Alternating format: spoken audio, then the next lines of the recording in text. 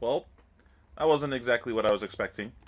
So, we got the text for Prism and Vinset. I am very surprised with what their effects actually were. You guys, if you hadn't already seen, I posted a video about what I thought Prism was going to do, and I'm very surprised that she has nothing to do with Ward and doesn't interact with pitch color at all. And Vinset, I was really expecting it to be something to do with like when you lose life on your own turn, you get some sort of benefit. Not the case. I was kind of thinking it was going to have just like a once per turn shackle instead of the shackle times X, where X is equal to the number of turns in the game. That was crazy. I'm pretty happy that they didn't just staple Go Again to the card like they did Chain. So I'm pretty happy with what Vincent looks like. Looks like a balanced Chain. Prism, on the other hand, I'm still scratching my head on.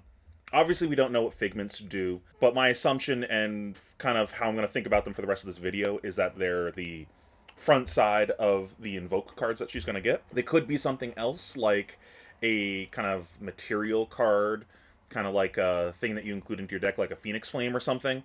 I really hope it's not that. I'm just hoping that it's kind of like a toolbox tutor for which angel figment that you want, and then wait for your chance to flip it over. But so far, her cost curve is kind of a head scratcher. Pay 2 to transform it, 2 for Go Again. It's kind of expensive, but you don't theoretically need Go Again, so that's like if you have extra cards to do that. I still think that weapon's kind of trash. But if you also have to pay mana to swing with the angel, then I think we're running into really big issues.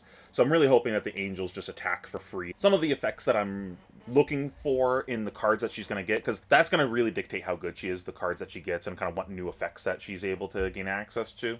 But some of those types of effects that I'm looking for is ways to like cycle through cards to put things into your soul with while maintaining hand parity. A card that you can play that lets you draw one or two card draw two and then put a card into your soul, or maybe you play this and it draws a card and it puts itself into soul. But basically like a way to like just filter through cards and trigger your soul. That way you can turn on her hero ability, you can turn on Vestige without actually having to do anything yet, without having to actually swing with a Herald.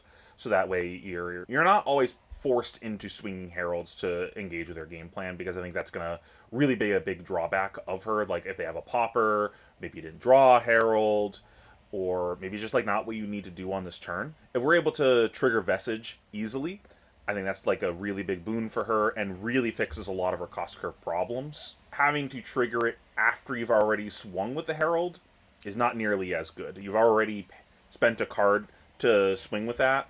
What you really want is your first thing that you pitch to see the Vestige. I don't think Soul Food is the card that we're looking for that kind of effect. Unless the Figments that we get just are good cards on their front side, like as a Figment, that doesn't seem very good. If it's just like dump my hand into my soul, get 4 Figments, pass, and the Figments don't actually do anything, that doesn't seem great unless all the angels are just like insane on their other side, where they all punch above their weight class. Another thing that I'm kind of looking for is potential of us getting another offhand, like a quiver style card that could potentially change some problems that she seemingly has. But I still don't really see a reason for her to be 32 life yet. Theoretically, she's 32 in CC. So far, pretty much all the heroes that we have that don't start at 40 are ones that have some sort of evasion or are able to kind of do damage on the opponent's round to kind of, okay, well, if you're able to damage your opponent on their round, then you should also start with less life, is kind of the like balance of those kind of heroes. So far, Prism doesn't really have access to that kind of effect, and starting with 8 less is a lot of life to start without. Her stuff has to be insane, or she has some sort of evasion, and it doesn't seem like she has that yet, though you do have the ability to transform your angels, assumedly, on your opponent's turn,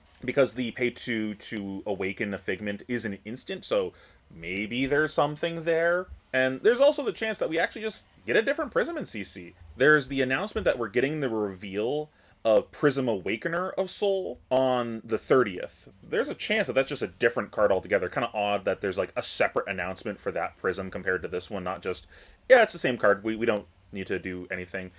It could just be an art reveal. That's like potentially reasonable, but it's kind of odd that there's a separate announcement for that, so it's like, let's not count our eggs yet. But so far, Iris it's looking better day by day. Her current weapon doesn't seem great. We still haven't seen the angels yet, of course, but I'm not looking to pay that much mana just for Go Again. Unless I just have infinite free mana, or I just can't use all my resources. The Iris really opens you up to be able to go, like, swing with a shield or an aura or something, then play your herald, then transform with your floating mana after swinging with your herald or something like that. You can already have an angel in play. You can swing with your aura with go again, and then swing with your angel afterwards without actually committing any cards to the board other than the pitch.